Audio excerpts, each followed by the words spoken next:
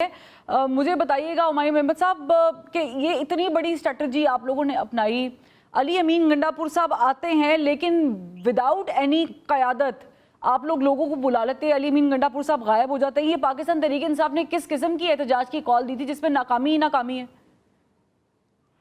बिस्मिल्लाहिर्रहमानिर्रहीम, इय्याका नअबुदु व इय्याका नस्तईन। देखिए, सबसे पहले बात ये नाकामी बिल्कुल नहीं है।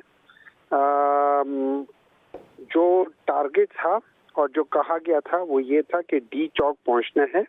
वहां पे पहुंचे, वहां पे आपने विजुअल्स देखे कि इन लोगों ने अपने डर की वजह से, अपनी नाकामी की वजह से, सिविल हुकूमत की टोटल नाकामी की वजह से इन्होंने आर्टिकल 245 इन्वोक किया। और उसमें नॉर्मली होता है कि जो आर्म फोर्सेस वाले होते हैं वो कभी पब्लिक के सामने नहीं जाते, वो सिर्फ चंद बिल्डिंग्स जो कि स्ट्रेटेजिकली इंपॉर्टेंट होती है, जैसे सुप्रीम कोर्ट हो गया, जैसे पार्लियामेंट हो गया, वो उनको गार्ड करते हैं। लेकिन इन्होंने उनको ब्लू एरिया में खड़ा करके रख दिया। लेकिन इसके बावजूद उन्होंने बड़े अक्ल का मुजाहरा किया और वहां पे तहरीक इंसाफ के जो वर्कर, सपोर्टर्स, वोटर्स थे, उन्होंने भी उनको कहा कि हम आपकी इज्जत करते हैं, हमारा आपके साथ कोई झगड़ा नहीं है।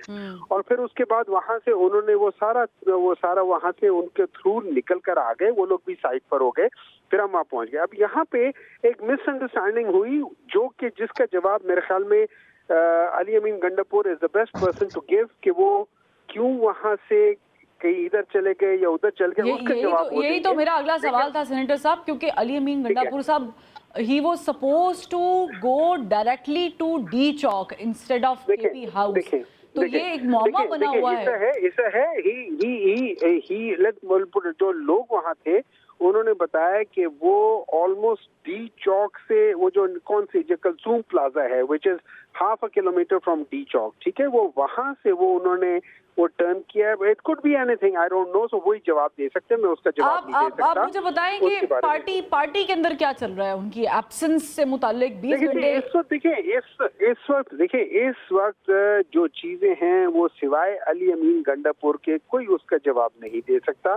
उनको क्या इंस्ट्रक्शन थी, क्या थी, किस लिहाज थी, क्या उनकी अंडरस्टैंडिंग ये थी कि हमने यहाँ तक पहुँच के करना है, वो वही जवाब दे सकते हैं। उसके बदले कोई मेरी नजर में कोई और जवाब नहीं दे सकता। लेकिन ये कह देना जो अभी मैं सुन रहा था, ये कह देना कि 9 मई का और इनका पास्ट है।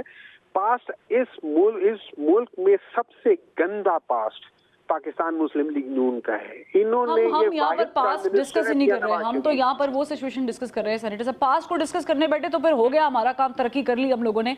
लेकिन I just want to know this point senator साहब, विद ड्यू रिस्पेक्ट सेनेटर साहब, मुझे सिर्फ ये बता दें, आपने अली अमीन गंडापुर साहब का जिक्र किया, पार्टी के जो कारकुनान हैं जो बेचारे कहां से निकल के डी चौक पहुंचे हैं, आप नहीं समझ उनके साथ ज्यादती की गई है, वो डिमांड कर रहे हैं कि अली अमीन गंडापुर इस्तीफा दें। देखिए, मुझे नहीं पता अभी वो क्या डिमांड कर रहे हैं, क्या नहीं कर रहे, लेकिन मैं आपको एक बात बता देता हूँ। Pakistan Tehreek Insaf is a unique political party. यहाँ पे जो हमारे जो लीडर है Imran Khan, he is directly connected to the awam. अवाम ने जो इस दफा वोट दिया है, वो जिन लोगों को टिकट मिला है, उन टिकट वालों को उन्होंने देखा ही नहीं है कि कौन किसको टिकट मिला है, कौन है, किधर से है, कहाँ से है, कौन है, क्या नहीं है। उन्होंने देखा है कि इसके ऊपर मोहर लगी है इमरान खान की, उन्होंने उसको बगैर जाने, बगैर सोचे, बगैर माने उसको। चले शार्पली टाइम बहुत कम है सेनेटर साहब, एक शार्पली आंसर मुझे कीजिएगा, फिर मैं बलोच साहब से भी लूंगी उनका मौकिफ। मुझे बताएं, अली अमीन गंडापुर साहब से जो उनकी सीएमशिप है वो वापस लेने पे गौर गौस हो रहा है कि नहीं? देखिए, ये बात सिवाय इमरान खान के कोई डिसाइड नहीं कर सकता। ठीक है, nobody in this party has the power to decide that thing unless Imran Khan. हाँ, डर का इनका हल ये है कि ये इन्होंने सुना है कि 18 तक ये इमरान खान से किसी को मिलने नहीं दे रहे, किसी लिहाज से मिलने नहीं दे रहे। इतने बहुत शुक्रिया।